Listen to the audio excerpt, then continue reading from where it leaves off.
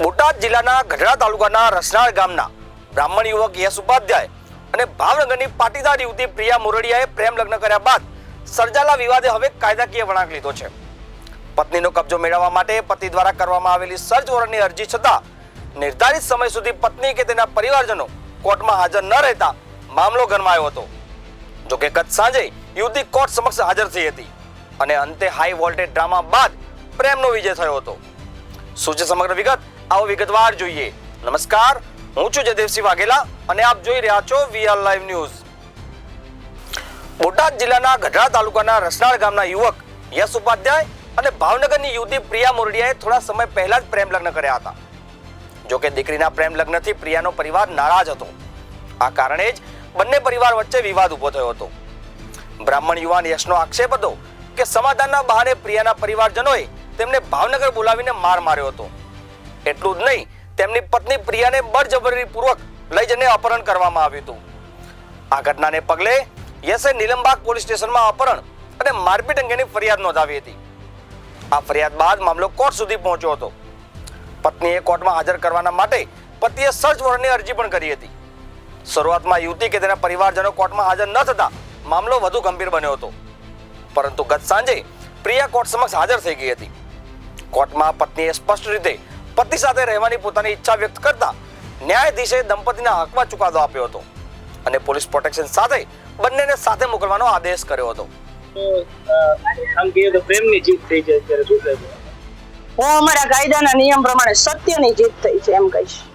કારણ કે ઘણા લોકોને એમ કેમ પ્રકારે ખોટું કરીને આ છોકરીને છોકરાને અલગ પાડવા હતા, પણ જે સત્ય હતું એ છોકરીએ ન્યાયાધીશને કીધું હશે ને ન્યાયાલયે સત્યનો સાથ આપીને સત્યની જીત કરી અને દીકરીએ કીધું કે મારે યશ સાથે જ રહેવું છે. આથી પોલીસ પ્રોટેક્શન સાથે ન્યાયાધીશે ઓર્ડર કર્યો અને બંને સાથે અત્યારે ગયા. બેન, 2 દિવસમાં ઘણા એવા વળાંકો આવ્યા. યુવતીનું સ્ટેટમેન્ટ ફરી ગયું, પાછું કોર્ટ સમક્ષ પણ સ્ટેટમેન્ટ જે ફરી ગયું. પોલીસનો કેવી રોલ હતો આ બાબતે? પોલીસનો રોલ મારા અનુભવ પ્રમાણે વન સાઇડ હતો, એક પક્ષકાર જેવો હતો કે જ્યારે ખબર છે કે આટલું બધું માર્યા છે, આ છોકરાને આટલું વાગ્યું છે, એના મમ્મીને આટલું વાગ્યું છે, છતાંય આજ દિવસ સુધી એના પર સામેવાળા પર કોઈ એક્શન નથી લીધા. તો જ્યારે અમે કોર્ટમાં અમને ખબર પડી ગઈ કે અમને ન્યાય નહીં મળે, કારણ કે એફઆઈઆરમાં અમારે વાર લાગી. આજે અમને ખ્યાલ આવી ગયો કે અહીંથી ન્યાય નહીં મળે. આથી અમારે તાત્કાલિક કોર્ટમાં સર્ચ વોરંટ દાખલ કરવું પડ્યું અને પછી જ્યારે અહીંયા સર્ચ વોરંટ દાખલ કર્યાની અમારે ઇન્વર્ટ કરાવવાનું આવે ઓર્ડર, એ ઓર્ડર ઇન્વર્ટ કરાવ્યું અને તરત જ અડધો કલાકમાં છોકરીનું નિવેદન આવી ગયું. જે પરથી સ્પષ્ટ થાય છે કે છોકરીને અમે કહીએ છીએ છોકરી ગુમ થઈ ગઈ છે, એનું અપહરણ થયું છે. પોલીસને ખ્યાલ હતો ક્યાં છે, છોકરી સાથે શું થયું છે, તરત હાજર થઈ ગઈ. એ જ રીતે આજ સવારે એને હાજર કરવાની હતી ત્યારે પોલીસે કીધું છોકરીનો ફોન સ્વિચ ઓફ આવે છે.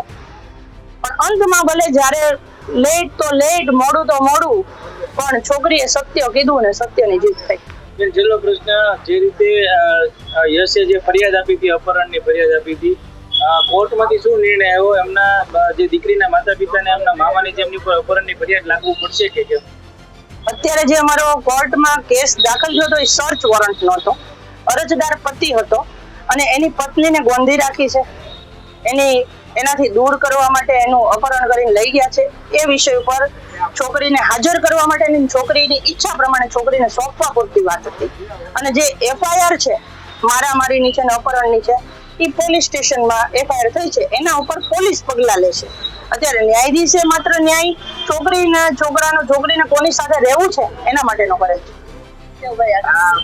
મારું નામ મિલનભાઈ શુક્લ છે અને આજે જે ઘટના હતી એમાં આમ તો ન્યાયનો જે પરિભાષા હોય ન્યાયાલયની એ ખરી ઉતરી છે અને અમને ન્યાય મળ્યો છે પૂર્ણ રીતે. કોર્ટથી અમને સંતોષકારક કાર્ય અમારું થયું છે. આ તકે આ પ્રેસ મીડિયાએ પણ જે ખૂબ અમને સહયોગ આપ્યો હતો, તમારો બધાનો દિલથી આભાર વ્યક્ત કરું છું. અને ખાસ અમારી બ્રાહ્મણ બેન, આમ તો અમારી બેન ગણીએ, દીકરીએ ગણીએ એવી દર્શનાબેને જે મહેનત કરી છે એનો પણ હું હૃદયપૂર્વક આભાર વ્યક્ત કરું છું. સાથે સાથે ભાવનગર બ્રહ્મ સમાજના ચેતનભાઈ, વિજયભાઈ વગેરે જે લોકોએ સહયોગ આપ્યો, અમારા દર્શનભાઈ જાની, બધાનો દિલથી આભાર વ્યક્ત કરું છું. અશોકભાઈ વગેરે.